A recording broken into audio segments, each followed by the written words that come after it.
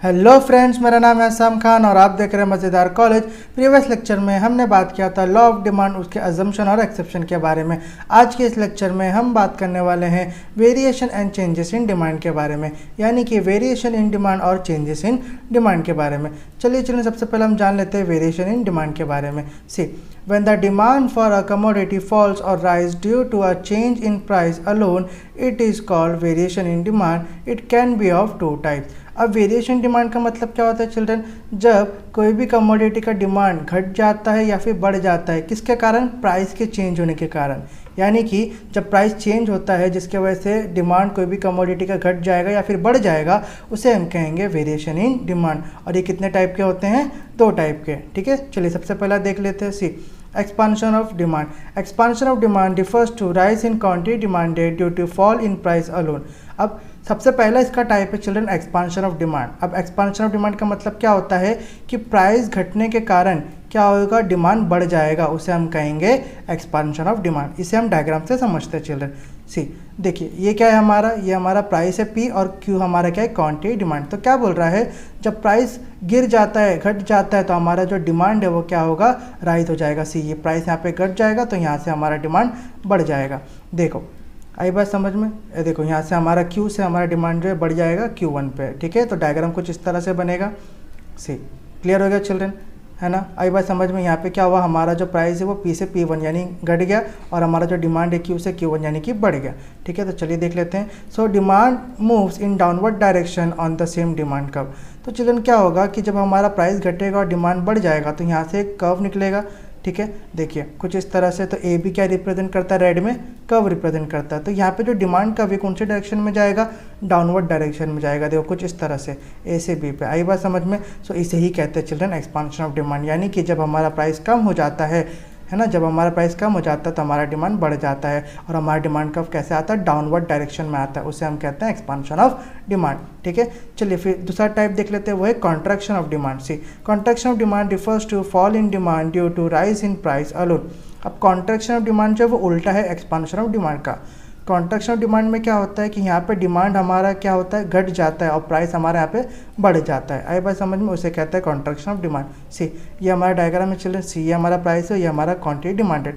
तो क्या होगा कि प्राइस हमारा क्या होगा? बढ़ जाएगा और डिमांड हमारा घट जाएगा। देखो कुछ इस तरह से, ये प्राइस हमारा बढ़ गया, ठीक है, और हमारा डिमांड जो है वो घट जाएगा। देखो आई बात समझ में? तो डायग्राम कुछ इस तरह से बनेगा। फिर क्लियर हो गया चिल्ड्रन? सो अब चिल्ड्रन क्या हो गया, यहाँ पे देखो हमारा क्या हुआ? प्राइस बढ़ गया और डिमांड यहाँ पे घट गया। ठीक है, चलिए देख लेते हैं। फिर demand move in upward direction on the same demand curve. अब क्या होगा, जब हमारा प्राइस बढ़ गया और जब हमारा डिमांड घट गया तो यहाँ पे भी एक कर्व बनेगा। ठीक है, देखो कुछ इस तरह से। तो ए भी क्या रिप्रेजेंट करता है? डिमांड कर्व को। तो यहाँ पे डिमांड कर्व कैसा जाएगा चिल्ड्रन? अपवर्ड डायरेक्शन में जाएगा, कुछ इस तरह से। देखो बी से ए पे जाएगा।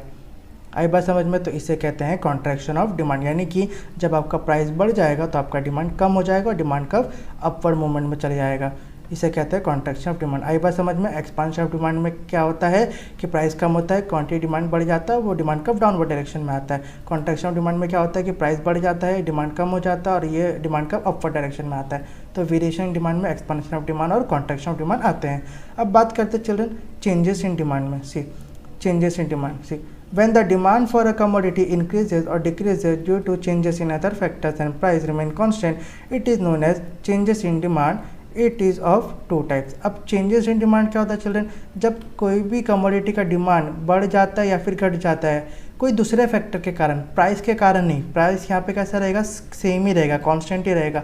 किसी दूसरे फैक्टर के कारण अगर हमारा डिमांड बढ़ जाता है या फिर घट जाता है, उसे हम कहते हैं चेंजेस इन डिमांड। और ये कितने टाइप के होंगे? ये भी दो टाइप के होंगे। चलिए सबसे पहला टाइप देख लेते हैं, increase in demand. It refers to increase in quantity demanded due to favorable changes in other factors like taste, income of the consumer, climatic condition, etc. and price remain constant.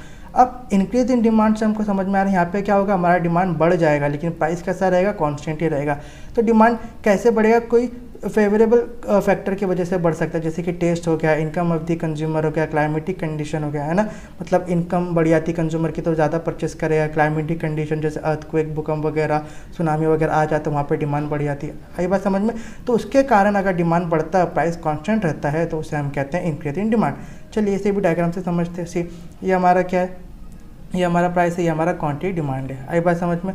तो अब क्या होगा children, यहाँ पे हमारा जो demand है वो कैसा होगा, वो इंक्रीज हो जाएगा, प्राइस कैसा रहेगा, सेम ही रहेगा। सी हमारा डिमांड बढ़ेगा लेकिन प्राइस नहीं बढ़ेगा, ठीक है, देखो कुछ इस तरह से। और हाँ, उससे पहले चलो हम जान लेते हैं ये उसका क्या है, डिमांड कर्व। मतलब ये हमारा पहला प्राइस है और ये हमारा डिमांड है और ये इसका डिमांड कर्व। तो अब क्या होगा, यहाँ पे जो हमारा डिमांड है वो बढ़ जाएगा लेकिन प्राइस जो है वो कांस्टेंट ही रहेगा, कुछ इस तरह से। देखो यहाँ पे हमारा डिमांड बढ़ गया, ठीक है, तो डायग्राम कुछ इस तरह से बनेगा चिल्ड्रन। फिर सी यहाँ पे हमारा प्राइस कैसा था, यहाँ पे हमारा प्राइस कांस्टेंट ही था, सिर्फ डिमांड क्यू से किस पे आ गया, Q1 पे आ गया। तो यहाँ पे भी एक डिमांड कर्व आएगा कुछ इस तरह से, है ना। तो चलिए अब देख लेते हैं। फिर demand curve shift to the right hand side of the original demand curve. अब हमारा जो डिमांड है वो किस तरह शिफ्ट हो जाएगा, ए से बी पे, यानी कि राइट हैंड साइड पे शिफ्ट हो जाएगा, कुछ इस तरह से। आई बात समझ में। तो इसे कहते हैं इंक्रीज इन डिमांड, यानी कि हमारा जो प्राइस है वो कांस्टेंट ही है, सिर्फ हमारा जो डिमांड है वो क्यू से Q1, यानी कि डिमांड जो है हमारा वो बढ़ जाएगा। तो डिमांड कर्व भी ओरिजिनल से बढ़ जाएगा, यानी कि ए से बी पे आ जाएगा, राइट हैंड साइड शिफ्ट हो जाएगा। इसे कहते हैं इंक्रीज इन डिमांड। अब इसका उल्टा आता है children, decrease in demand. See decrease in demand, it refers to decrease in quantity demanded due to unfavorable changes in other factors like taste, income of the consumer, climatic condition, etc. and price remain constant. अब decrease in demand में जाहिर सी बात है children, नाम से पता चल रहा है कि यहाँ पे हमारा जो डिमांड है वो क्या होगा, कम हो जाएगा, और प्राइस यहाँ पे भी कैसा रहेगा, कांस्टेंट होने वाला है। और डिमांड कम कैसे होगा, अनफेवरेबल चेंजेस की वजह से होगा, फैक्ट्री की वजह से, कि टेस्ट और income of the consumer, climatic condition etcetera.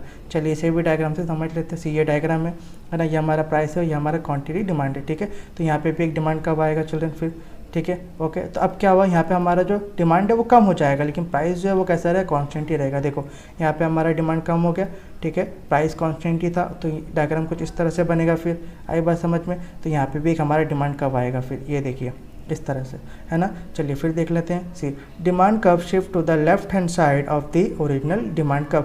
तो देखिए ये हमारा ओरिजिनल डिमांड कर्व है डी और ये हमारा Q1 जो हमारा डिमांड बढ़ गया वो डिमांड कर्व है ना। तो हमारा जो डिमांड कर्व है वो लेफ्ट हैंड साइड शिफ्ट होगा, मतलब ए से यहाँ पे बी पे आएगा, कुछ इस तरह से। आई बात समझ में, क्लियर हो गया चिल्ड्रन। तो इसे ही कहते हैं decrease in demand. I hope children आपको आज का लेक्चर समझ में आया होगा। ओके, अगर कोई भी डाउट है तो आप मुझे कमेंट सेक्शन में पूछ सकते हो। यहाँ पे हमने हमारा 3A चैप्टर इकोनॉमिक्स का सक्सेसफुली कंप्लीट कर लिया है। अगर आपको ये वीडियो से हेल्पफुल मिलता है या अगर आपको ये वीडियो हेल्पफुल लगती है तो आप इस वीडियो को अपने फ्रेंड के साथ लाइक शेयर सब्सक्राइब करिए। मैं मिलूंगा आपसे नेक्स्ट लेक्चर में, तब तक अपना ख्याल रखिए। Good bye.